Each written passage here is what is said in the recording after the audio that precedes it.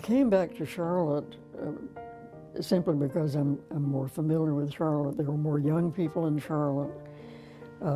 My friends were in Charlotte, so I came back and worked at Mercy for a while. After I went back to the hospital, I worked as a floor supervisor for a couple of years. When I made my final vows, which was in 1956, Sister Jean Margaret, whom you may know, and I were sent away to school.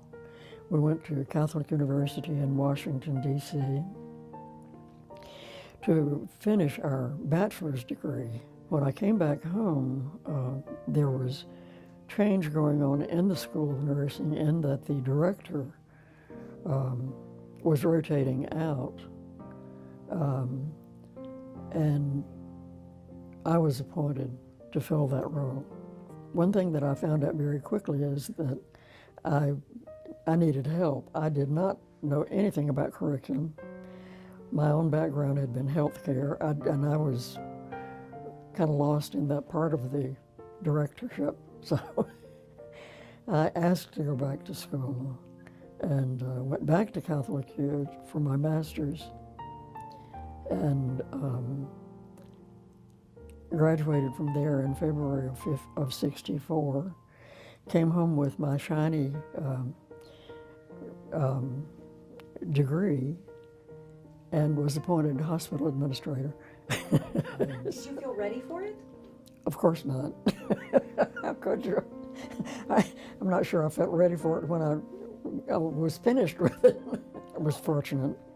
We had a sister who was the dean of the college, well-educated woman, had her PhD, and her name was Sister Christine Beck, and she saved my life.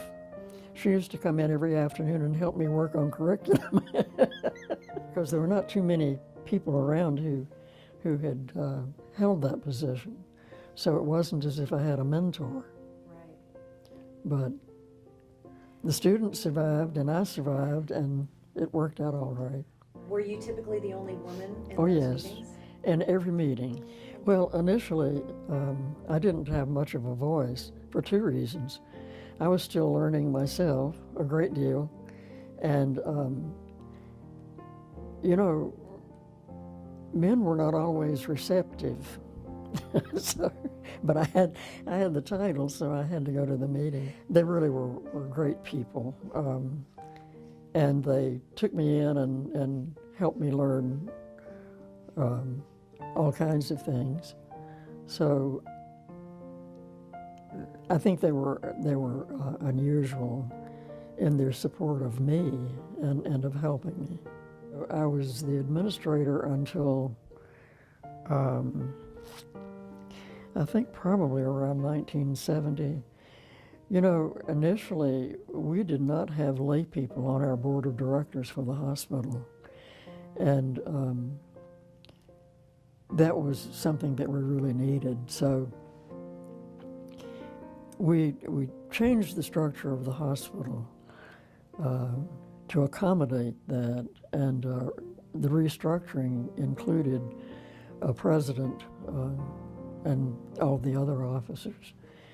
So in I think about 1979, my title changed to that of president.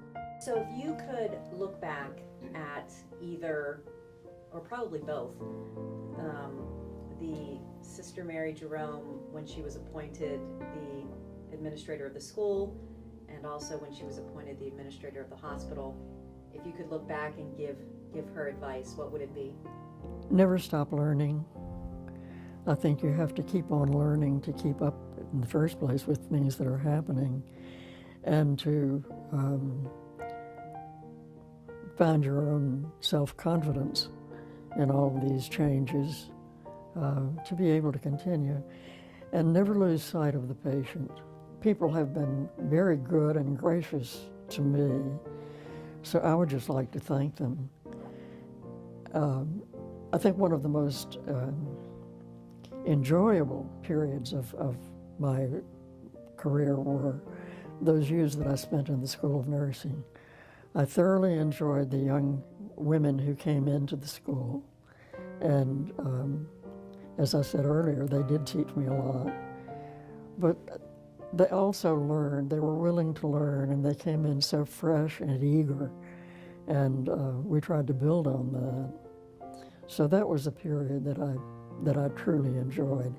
And I'd like to thank all of my former students for teaching me all those things. But they were great.